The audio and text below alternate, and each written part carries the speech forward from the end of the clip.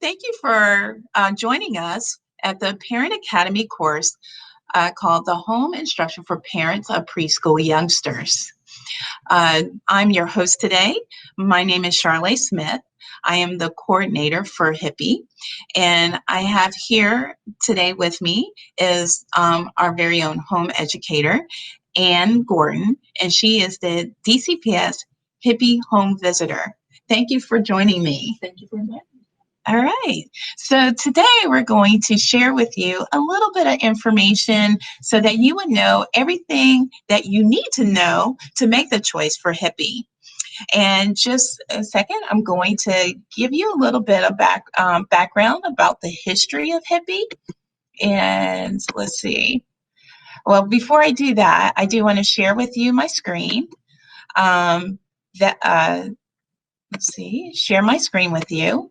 About some of the things that we are going to cover. We're going to share with you about what HIPPY is, what to expect when you participate in HIPPY, and we want you to stay with us because we have some helpful tips and ideas you can use at home with your preschooler.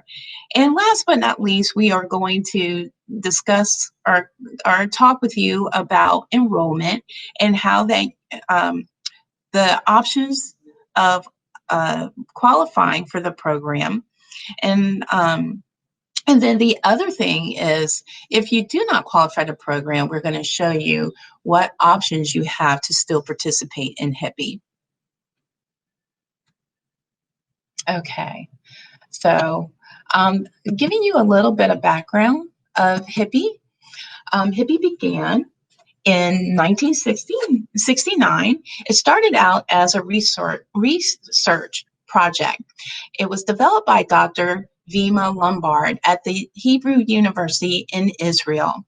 The purpose of this research was to be able to figure out the best way that we can help that they can help children that were entering let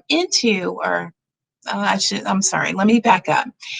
Immigrant children that were entering into the educational school system. They were behind on school readiness skills. And so the whole purpose of the research was to figure out what was the best way to help them. And it was, and what they had discovered, it was that parents of the children were the key to their success, because parents are the child's first teacher. And that was very important. One of the things that HIPPY believes in is that all children can learn, and that parents want the best for their children.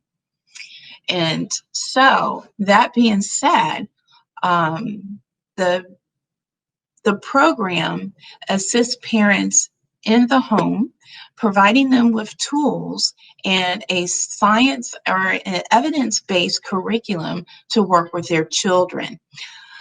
It was so successful that it actually ended up becoming an international, it became international. And we're lucky to have HIPPY here in the United States. In 1980, the National Council of Jewish Women actually brought HIPPY, one of the first HIPPY programs, to the U.S. And that HIPPY program was established in Miami, Florida. Since then, HIPPY has grown in over 20 counties in the state of Florida, and Duval County happens to be one of them. And we're very happy that the program is here in Duval County. Dr. Green, our superintendent, as well as our school board here at DCPS, Duval County Public Schools, support early learning.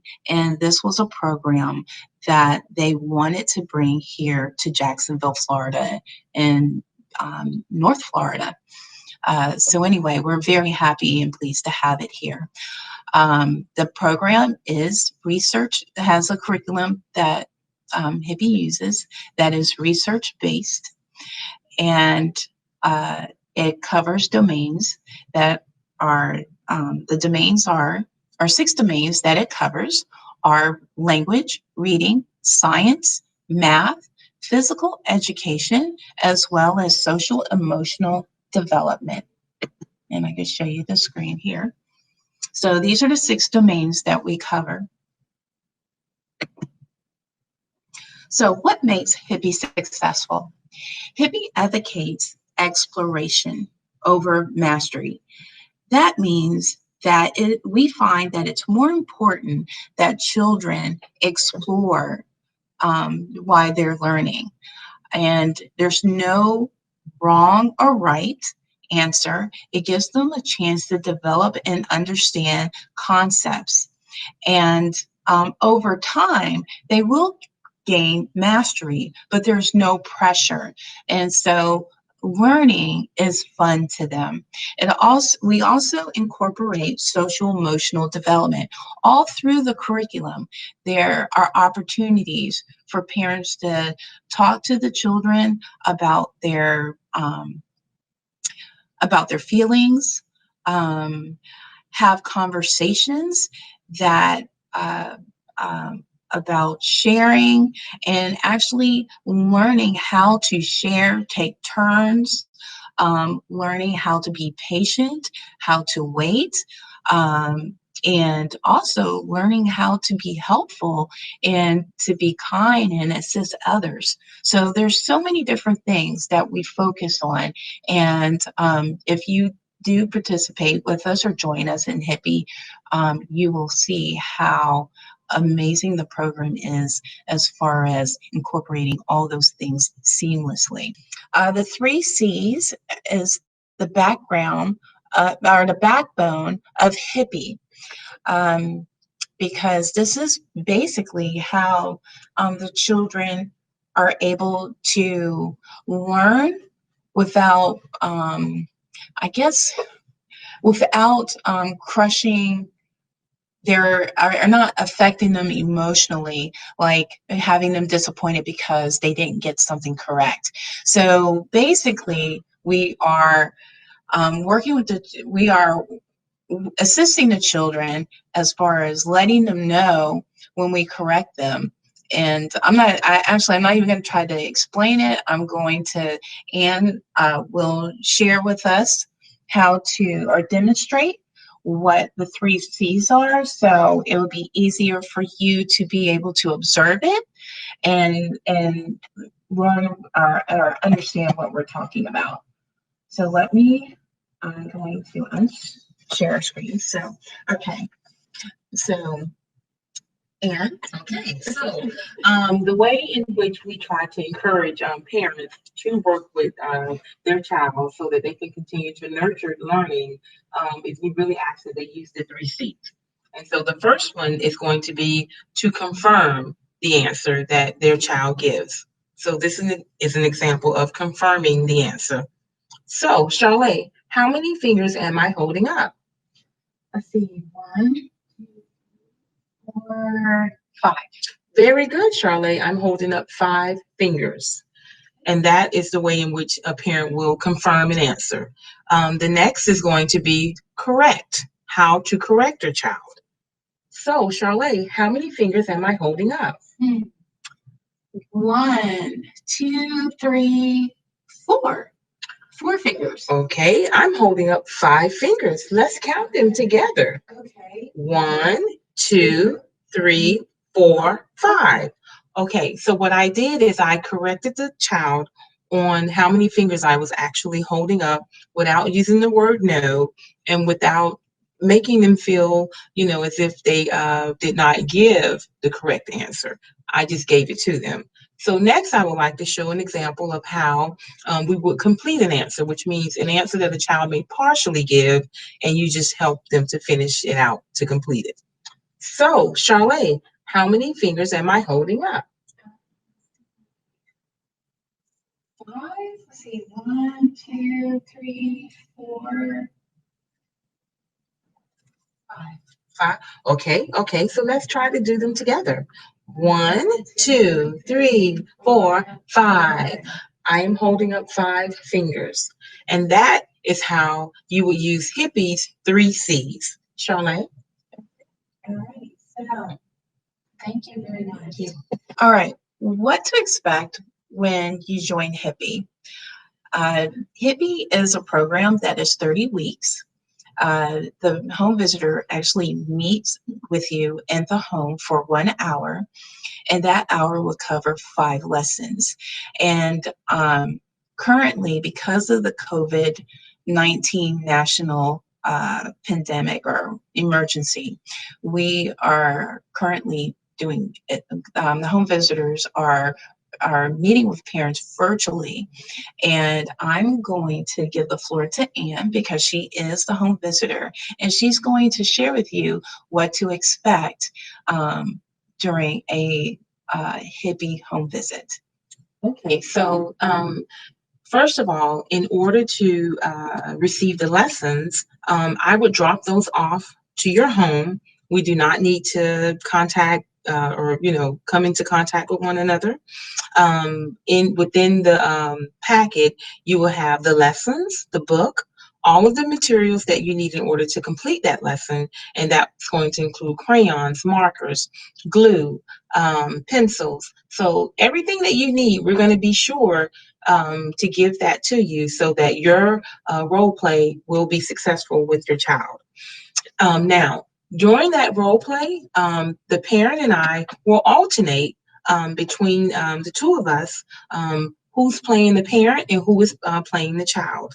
And we're going to cover, as Charlotte mentioned earlier, we're going to cover the language, reading, math, science, physical development, and the social and emotional development of the child.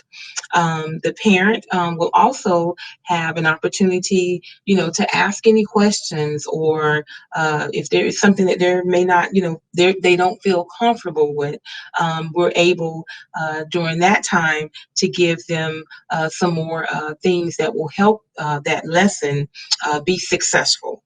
And we ask that the parents spend at least 15 minutes a day going over the HIPPY lessons with the child.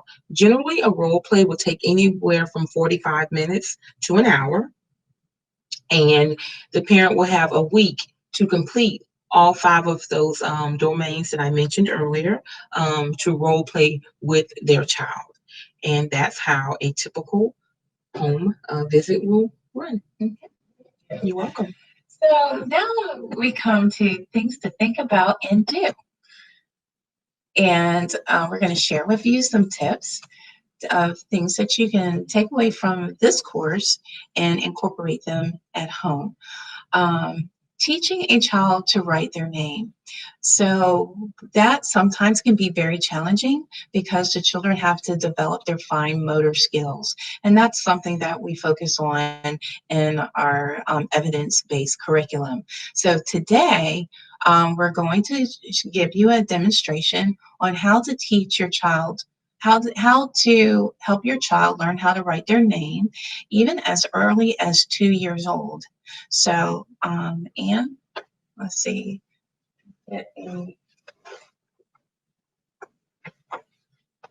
So I'm going to stop sharing the screen.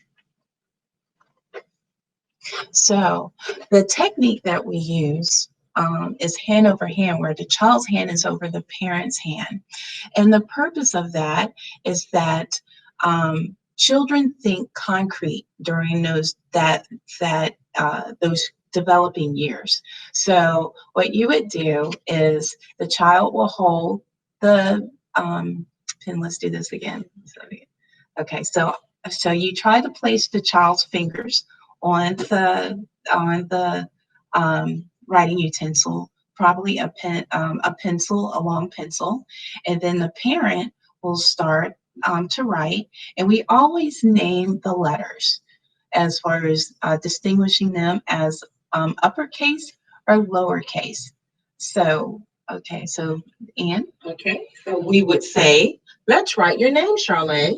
So, capital S, lowercase h, lowercase a, lowercase r, lowercase l, lowercase a, lowercase y. Y. Very good. We wrote your names. Really? Okay.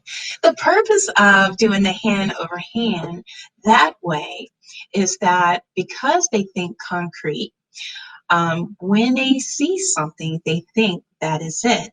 So if you did the opposite, the parent's hand over the hand, which is natural for parents because they want to be able to guide the child's hand, well, the child will not make the connection that they are actually writing. They're going to look at your hand and think that you are writing, even though your hand is on top of their hand.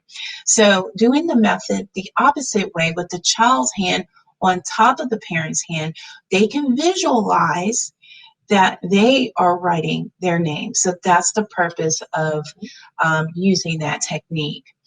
The other thing that is very, very important that HIPPY stresses is having a child to share their feelings. And I'm going to leave that to Anne to talk with you about having your child, talking to your child so that they can learn and understand. Okay, well, thank you, Charmaine.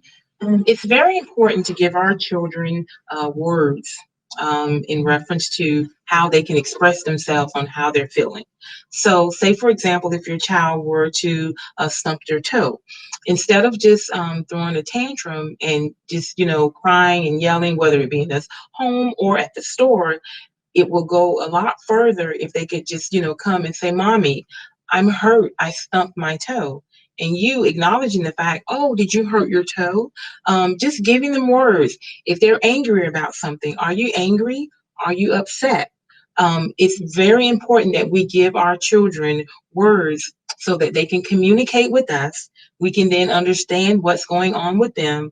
And it just makes better for a much pleasant communication. And believe it or not, I know that they're young, but the words in which that you give them, they're like little sponges. They're going to remember them and they're going to regurgitate them back to us. So if you can, just try to give them words so they can express their feelings.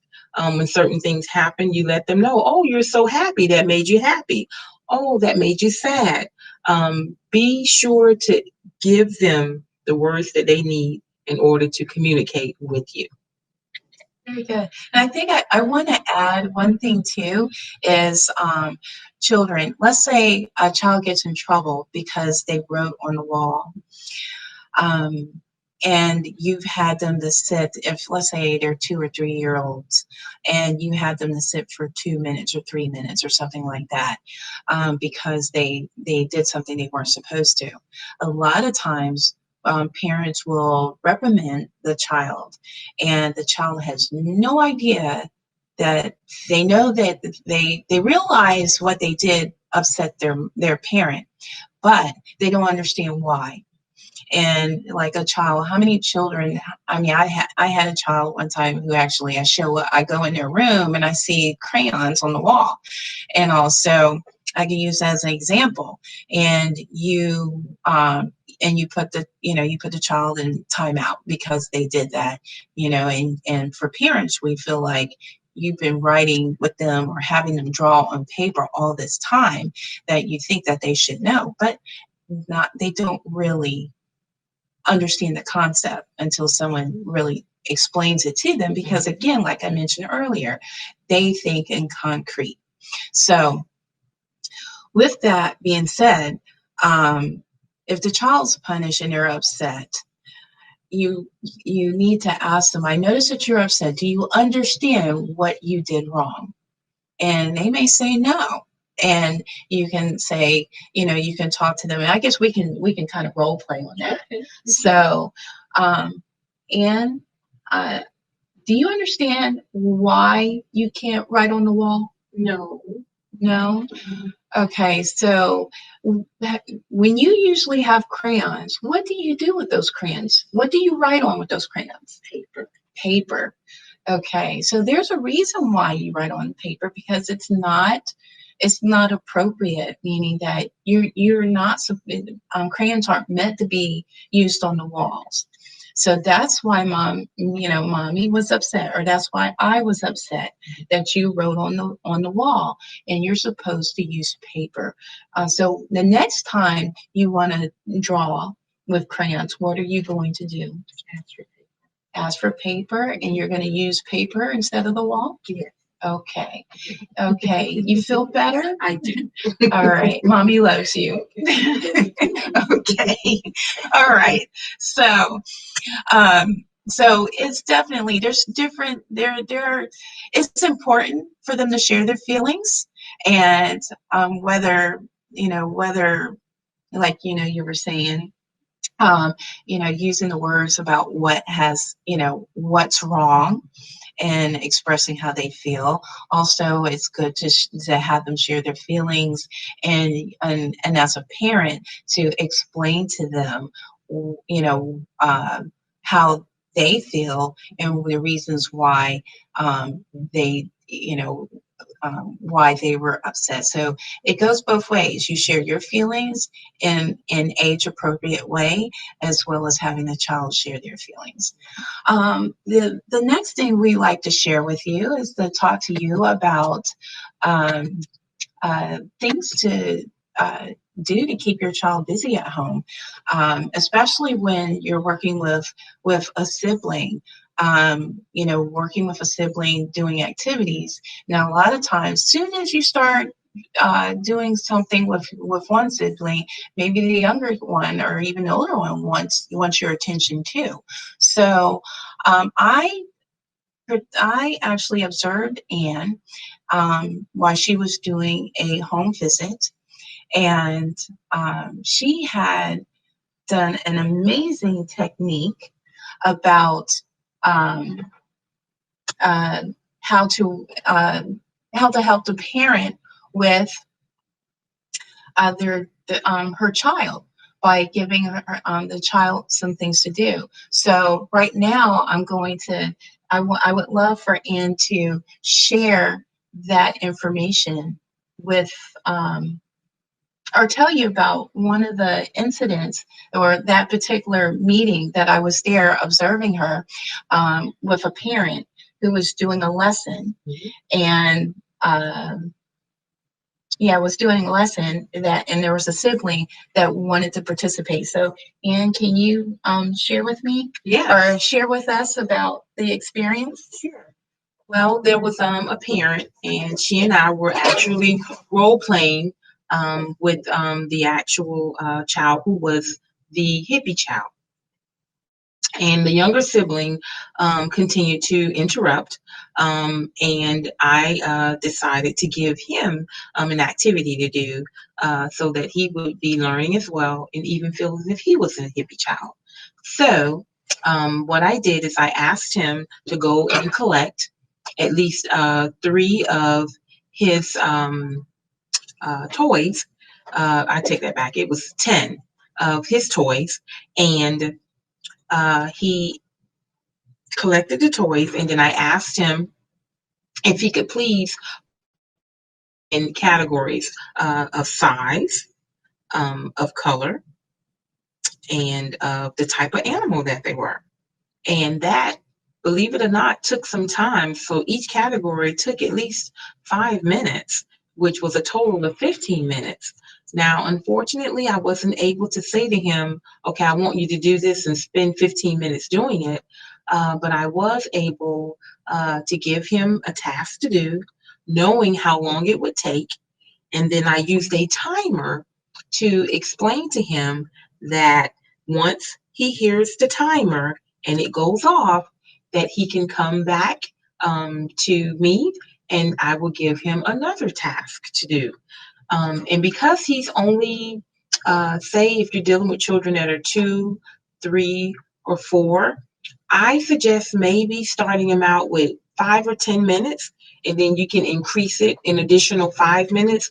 But I would not go longer than 15 minutes with that particular age group. And although they can't tell time, it does give them a concept of how long things may take.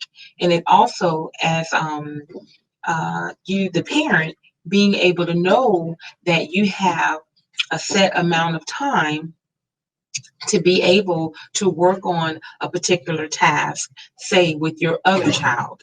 So it's just very important that we can, help all of the, children learn time and then concept of time. Charlene. Right. That's wonderful. Very good information. The other thing is we have activities. We're gonna demonstrate a counting activity, and that counting activity can actually can be used in different ways because instead of numbers, you can use alphabets. You can put colors for them to match, items into the containers to match colors. They learn how to take turns.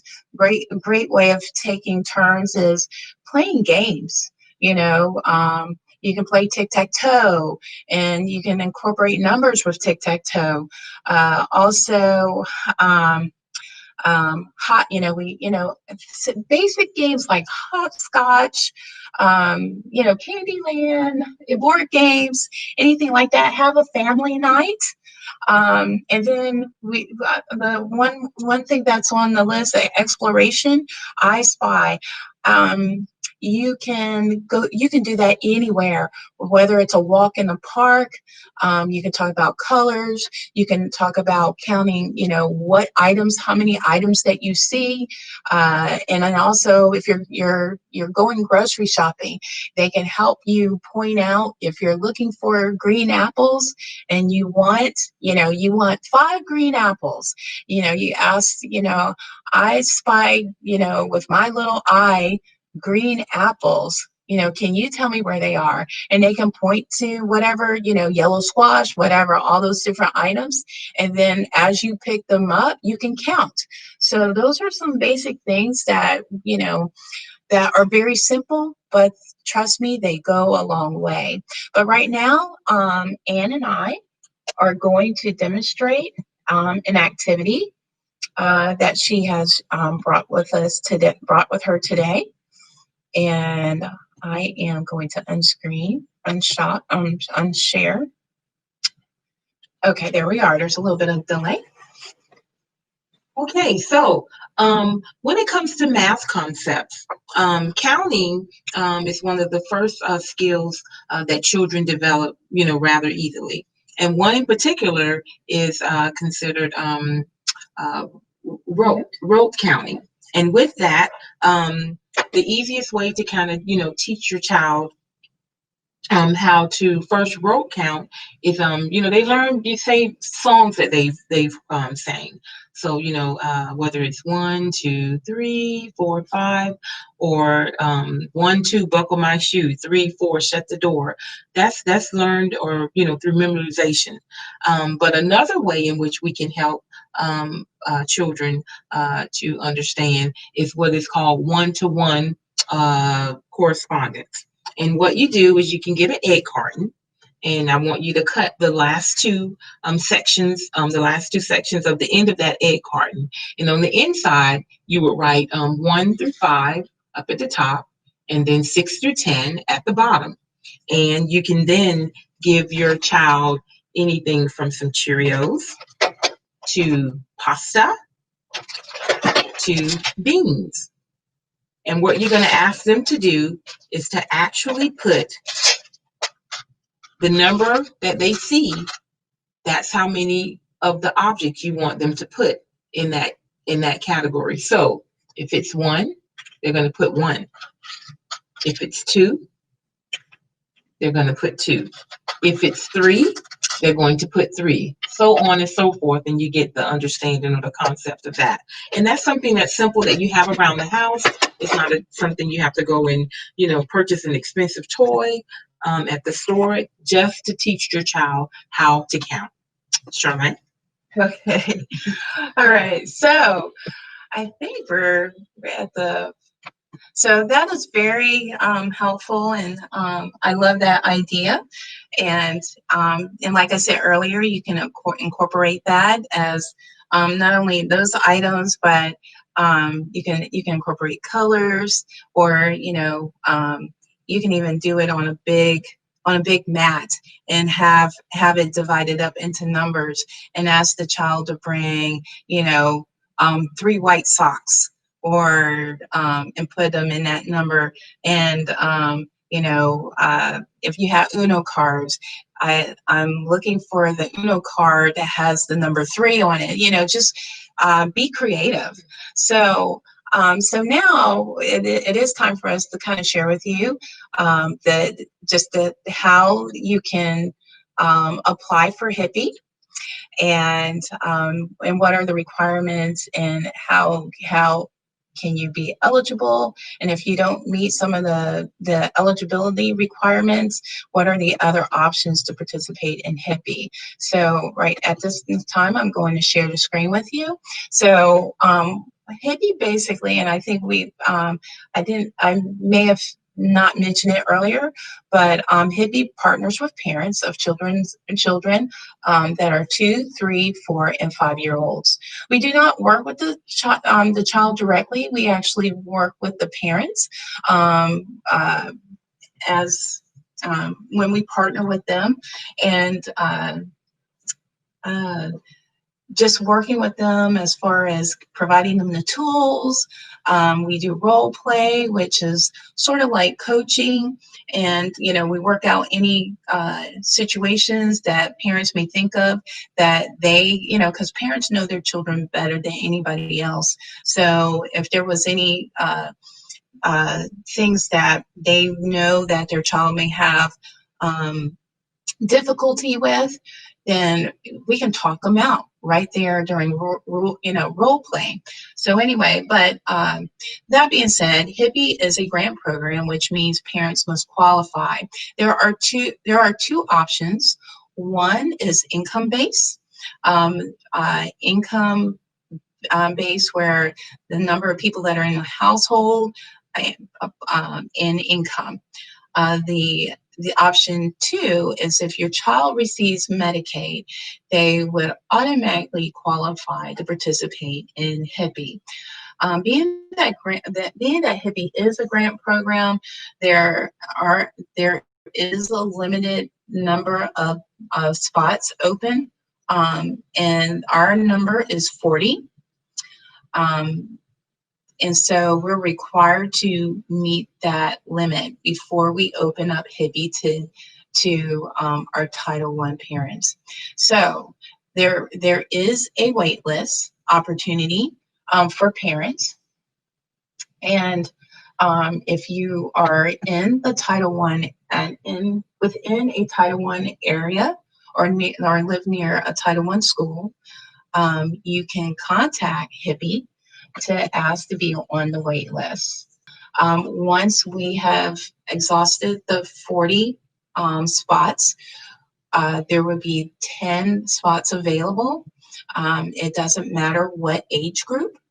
But what is important is that it is first come, first serve. So whoever gets on that list first, we go